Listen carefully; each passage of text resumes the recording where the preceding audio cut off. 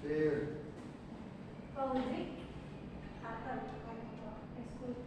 Nabila, hadir. Nazar, hadir. Nanda, hadir. Putri, hadir. Rianti, hadir. Rina, hadir. Rizka, hadir. Sahnas, hadir. Sitra, hadir. Syaibatul, Triana, Rizik, ada yang belum absen? Tidak ya? Hilmi ya? Hilmi.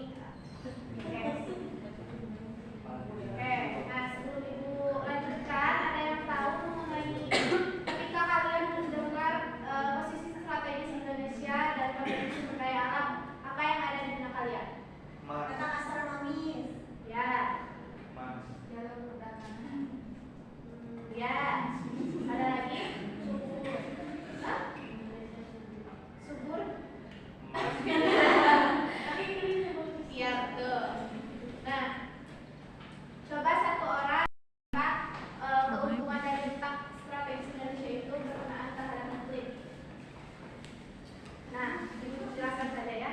Karena yang pertama, Indonesia itu memiliki iklim tropis dan menghasilkan musim penghujan dan musim kemarau. Yang pertama itu menguntungkan penduduk Indonesia karena menghasilkan keberagaman hayati atau sumber daya alam yang berlimpah seperti buah-buahan, terus pertanian-pertanian, karena yang tadi kita katakan juga iklim tropis itu membuat Indonesia mempunyai tanah yang subur. Kemudian yang kedua keuntungannya aktivitas ekonomi tadi yang disebutkan oleh Stina, bahwa Indonesia itu terletak sebagai jalur perdagangan internasional yang menguntungkan baik jalur darat maupun jalur laut, jalur udara, karena Indonesia strategis itu letaknya. Kemudian keuntungan yang ketiga yaitu keragaman budaya. Nah, teman-teman juga anak-anak belum mengetahui ya bahwa keragaman budaya di Indonesia itu sangat beragam karena pengaruh sosial budaya dari Asia dan Eropa yang mempengaruhi keberagaman di Indonesia seperti itu. Selanjutnya ada kemudian yang pertama ada anomal suku. Anomal suku karena letaknya berdekatan dengan yang tadi Samudra Pasifik. Nah, itu tuh menyebabkan perubahan suku sehingga terjadinya fenomena La Nina, terus El Nino. Nah, itu tuh merupakan pengaruh dari letak Indonesia yang dekat dengan Samudra Pasifik. Kemudian yang kerugian kedua yaitu rawan terkena bencana alam. Nah, apa yang kalian ketahui atau bencana alam apa saja yang sering terjadi di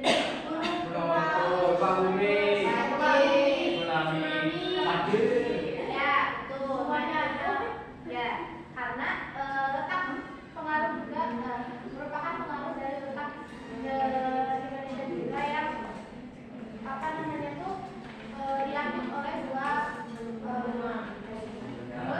kerugian juga tergerusnya budaya bangsa. Nah, selain tadi pengaruh positifnya terjadi keberagaman budaya di Indonesia, kita juga rentan atau terpengaruh oleh budaya-budaya asing seperti asimilasi dan yang lainnya. Nah, itu tuh dapat menentukan keragaman budaya yang ada di Indonesia. Nah, untuk selanjutnya potensi dan persebaran sumber daya alam di Indonesia. Nah, Indonesia ini sebagai negara kepulauan dan beriklim tropis dengan beragam kondisi geografis memiliki sumber daya alam yang sangat melimpah. Nah, kekayaan alam ini tersebar di seluruh wilayah Indonesia dan menjadi salah satu faktor dalam perekonomian negara. Yang tadi disebutkan oleh Sina bahwa karena posisi atau letak strategis Indonesia menimbulkan atau memberikan dampak positif terhadap sektor ekonomi yang mana Indonesia dianugerahi kekayaan alam yang sangat beragam. Selanjutnya, faktor yang mempengaruhi persebaran sumber daya alam. Nah, di sini ada dua faktor. Yang pertama ada faktor geografis. Dari kondisi geografis seperti bentuk muka bumi, iklim, dan jenis tanah, nah itu tuh sangat mempengaruhi jenis dan persebaran sumber daya alam yang ada di Indonesia. Kemudian faktor yang kedua ada faktor geologis. Nah, proses geologis seperti pembentukan batuan dan mineral menentukan jenis dan lokasi sumber daya mineral. Nah, dari dua faktor ini tuh turut mempengaruhi persebaran sumber daya alam yang ada di Indonesia. Selanjutnya, ada yang tahu? Satu orang coba sebutkan jenis-jenis sumber daya alam di Indonesia. Nanti kalau ada. Ulang, 1, 2, 3. Tidak. Oh, boleh, coba sebutkan. Sumber daya alam hasil tambang. Ya, lagi. Terus sumber daya alam perikanan atau Tuh. lautan. Terus sumber daya alam pertanian. Ya, Terus sumber daya alam hasil hutan. ya. Sumber daya alam pariwisata dan Betul. lain-lain. Nanti dikasih ya. Oke. Dan sumber daya hutan yang pertama itu ada hutan hujan tropis.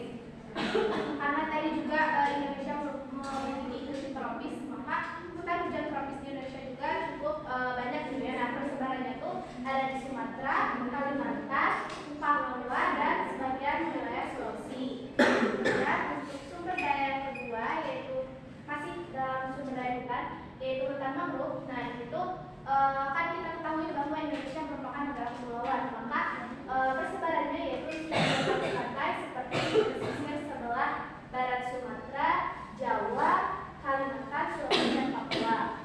Selanjutnya sumber daya hutan yang ketiga yaitu hutan gambut. Nah, hutan gambut ini mungkin kayak ada rawa-rawanya juga, terus tersebar di Kalimantan dan wilayah Sumatera. Selanjutnya ada, nah sumber daya yang kedua itu sumber daya pertambangan. Nah, Indonesia itu kan kayak juga pertambangannya ya, terutama di wilayah timur Indonesia. Nah, persebarannya tuh ada di Sumatera, Kalimantan, Papua, terus jenis batu bara sama sih yang mendominasi atau beberapa wilayah di Indonesia yang banyak itu Sumatera, Kalimantan, dan Papua. Selanjutnya sumber daya yang ketiga yaitu sumber daya pertanian. Nah, yang pertama ada pesawahan atau hasilnya itu berupa padi ya. Persebarannya itu ada di Jawa, Sumatera, Kalimantan, dan Nusa Tenggara dan serta di wilayah Bali. Kemudian yang kedua ada pertanian jagung. Persebaran atau hasil panen terbanyaknya itu ada di Jawa Timur, Jawa Tengah, Lampung. Nah, kalian bisa melihatnya sendiri dan menganalisis di tersebar di wilayah mana saja di wilayah Indonesia ini. Selanjutnya ada karet. Nah, hasil karet persebaran itu ada di Sumatera dan Kalimantan. Kemudian ada kedelai. Persebaran kedelai itu ada di Jawa Timur, Jawa Tengah, Jawa Barat, NTB, Sulawesi Selatan, Lampung, dan Aceh. Selanjutnya ada kopi. Nah, itu tersebar di teh dan kopi ya, Sumatera Selatan, Lampung, Sumatera Utara, Jawa, dan wilayah NTB, Jawa Tengah, Jambi. Kemudian yang selanjutnya ada sawit. Nah, sawit ini tersebar di Riau, Kalimantan Barat, Kalimantan Tengah, Sumatera Utara, dan Kalimantan Timur. Selanjutnya ada sumber daya perikanan.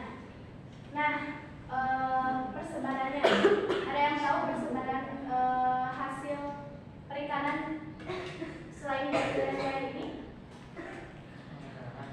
Pangandaran darat.